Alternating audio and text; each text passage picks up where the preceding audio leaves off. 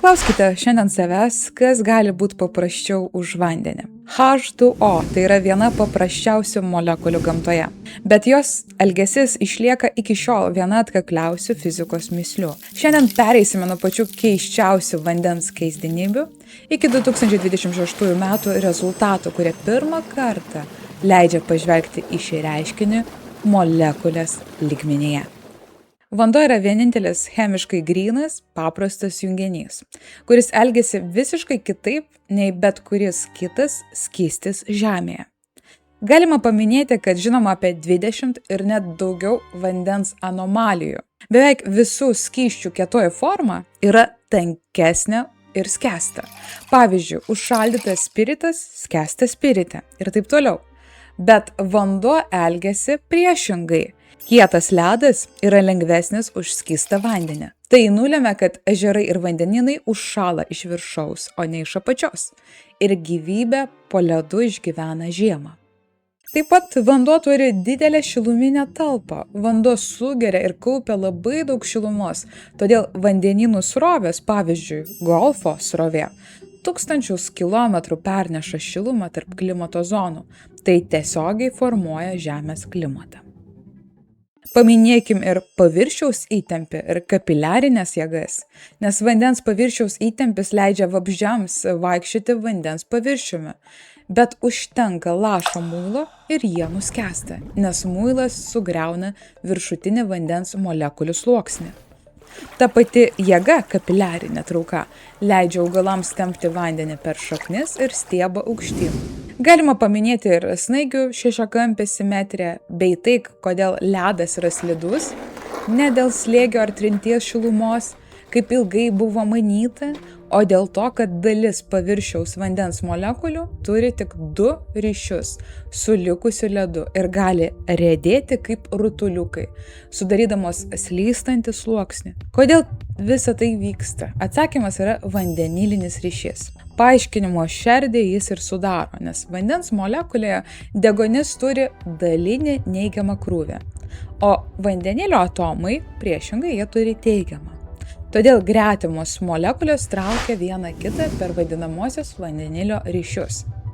Ir taip sudaro tinklą. Būtent šis tinklas, o ne pati H2O molekulė yra atsakingas už visas tas anomalijas.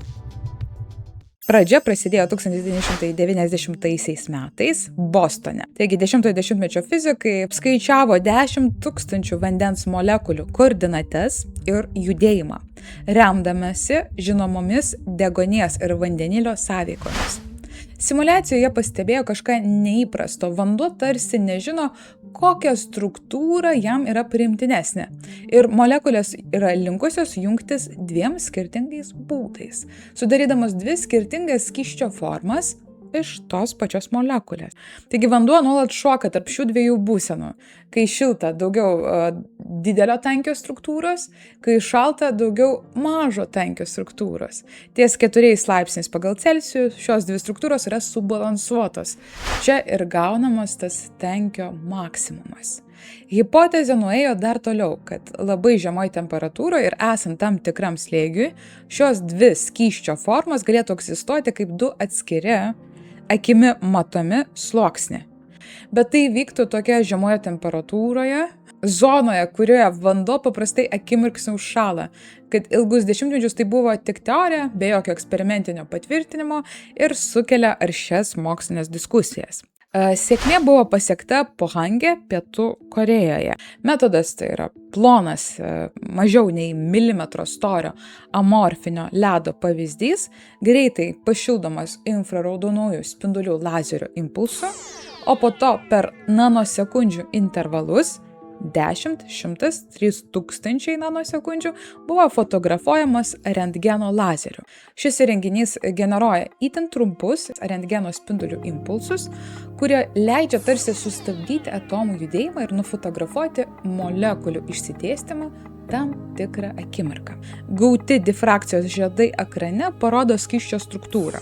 Jeigu matomas yra vienas žiedas, tai yra viena skysčio fazė. Jei 2 greta esantis žiedai, tai yra įrodymas, kad egzistuoja dvi skysčio fazės vienu metu. Taigi, pirma nuotrauka 10 nanosekundžių po pašildymo parodė vieną ryškų žiedą, bet jau po 100 nanosekundžių pradėjo ryškėti antras žiedas, o po 3000 nanosekundžių jis tapo dar ryškesnis. Tai reiškia, kad medžiaga realių laikų pereina iš vienos skysčio struktūros į kitą. Tiksliai tai, ko buvo ieškoma net 30 metų. Tai pirmas tiesioginis eksperimentinis 2 skysčių fazių perėjimo vandenyje įrodymas po beveik 30 metų nuo teorinės hipotezės iki 10 trukusių mokslinių ginčų. Aišku, verta paminėti 2026 metais Nature naujausias publikacija straipsnis. Šis darbas ne eksperimentas su realiu vandeniu, o itin didelio masto kompiuterinė simulacija papildyta dirbtinio intelekto metodais. Jie tiesiogiai parodė, kad atskiros vandens molekulių grupės realiai keičia savo vietinę struktūrą pirmyn ir atgal tarp dviejų būsenų. Tai yra stiprus, konkretus patvirtinimas vadinamajam dviejų būsenų vandens modeliui. Taigi, nors vandens molekulė yra viena paprasčiausių gamtoje, jos elgesys liko viena didžiausia fizikos mįslių net keletą dešimtmečių ir tik pastaraisiais metais, panaudojus pačias pažangiausias technologijas, rentgeno lazerius, o dabar ir dirbtinį intelektą, mums pavyko tiesiogiai pamatyti, kas ilgai buvo laikyta kaip teorija, dabar kaip pagrindas naujai teorijai yra aprašui. Na, manau šiam kartui tiek. Ačiū. Iki.